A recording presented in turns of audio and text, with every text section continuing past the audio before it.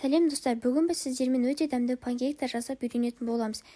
Миксерді талап етпейтін, үй жағдайында бар заттармен жасалатын өте дәмді панкейктер жасаймыз. Видеоға лайк басып, комментарий жазуды ұмытпаңыздар.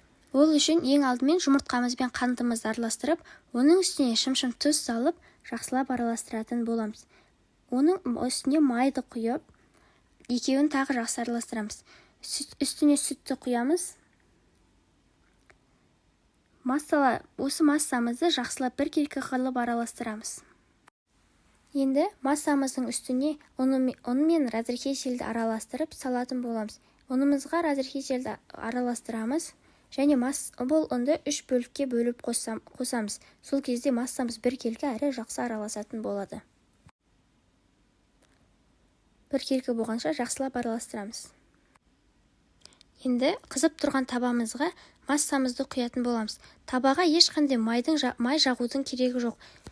Ішіндегі майдың мөлшері жеткілікті. Табамызды осылай бір қасықтап құямыз.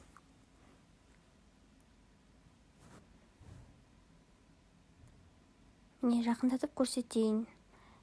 Бұл панкейкімізді осылай жақырын шарикте шыққанда аударатын боламыз. Бірінші жағын кішкене көп ұстаймыз, екінші жағын көп ұстаудың керегі жоқ.